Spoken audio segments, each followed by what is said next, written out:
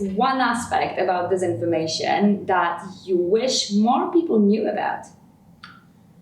I think it's the long-term endemic effects of disinformation. We often have a misperception that disinformation only affects countries like Latvia, which is in close vicinity to Russia, or one of the FIMI or threat actors, to use the jargon of the EU, or that disinformation tries to persuade you of a singular truth. And then instantly you start thinking differently, when actually it's not.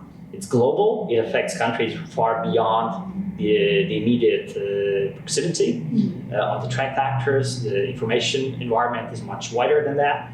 And the effects of disinformation we feel in a long term, in a time span of months and years. For example, in the COVID pandemic, we saw that initially we were laughing and making jokes about those hoaxes of using masks, crazy conspiracy theories about vaccination. But then 1.5 years later, 2 years later, when we had all the vaccines developed, there were so many people, even in my country, home country, unwilling to take the vaccines, were afraid of them because they had trusted those conspiracies. Very similar with Ukraine. Now, 2.5 years after the full-scale war of aggression, initially we were probably downplaying the narratives the Russians were targeting all across the eastern flank.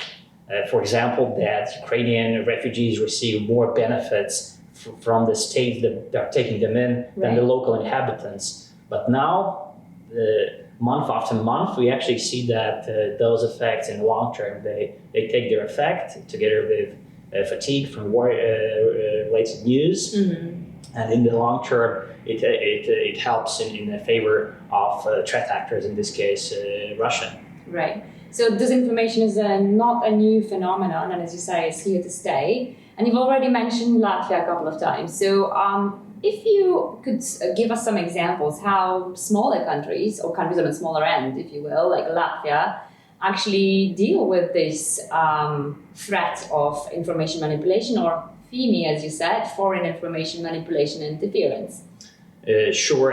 We have in Latvia a doctrine developed last year, adopted by the government. It's a doctrine on strategic communication and security in the information space for 2023-2027. And it's built on the 3 pillars. And the 3 pillars are effective government and strategic communication. Second, secure, independent, quality media environment, so the journalists can do their job, and so the government discloses information to them on a regular basis, and so on and so forth. And the third is societal resilience, based on strong media and information literacy skills, and also engaging academia, engaging civil society. And this all is based on a much larger philosophy, larger concept.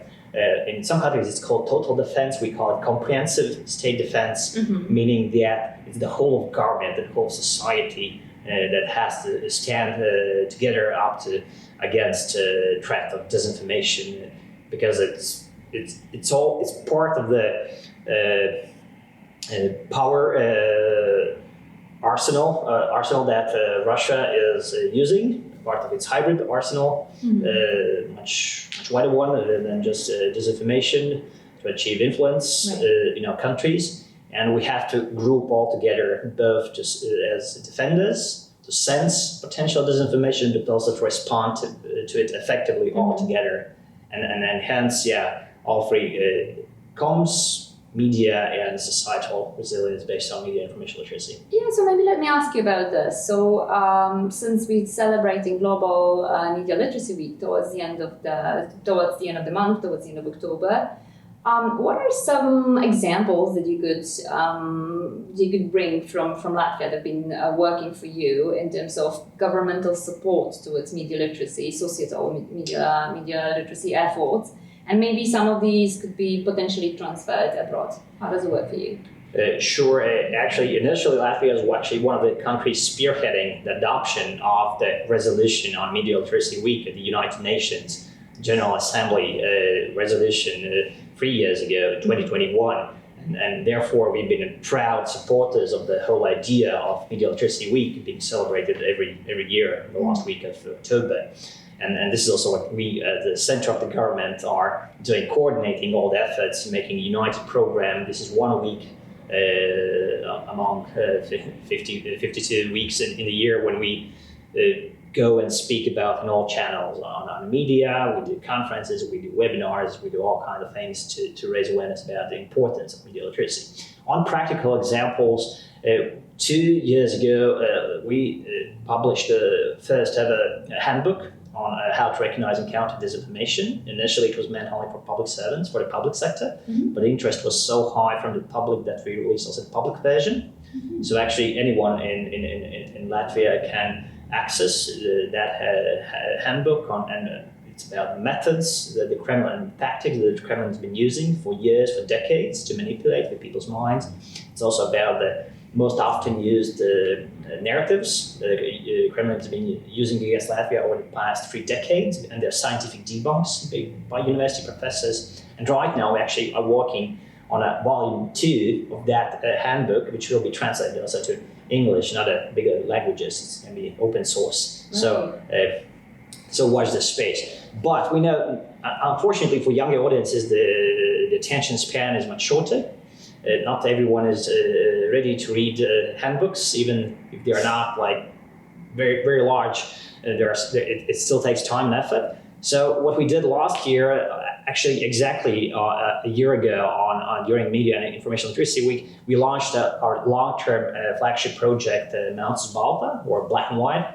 And it's a whole ecosystem for younger target audiences, where people have short tutorial videos on how to spot disinformation and deepfakes and how to report disinformation themselves to tech platforms and things like this. Podcasts, articles, plus it's one of the first platforms in the world where people can, by using a cell phone, report potential disinformation or suspicious content online directly to us, and then we can sort it out and either pass it on to the tech platforms or to the state security apparatus for further investigations if it's potentially part of a larger scheme of influence. In many cases, though, people just don't like someone else's opinion, and that's okay to disagree with that. But what matters is that 5 to 10% of the reports that we get, they are really useful. And I think it's really like one of the first platforms, and I think it's very useful. And I think it's definitely something that other countries could also benefit from the idea of it.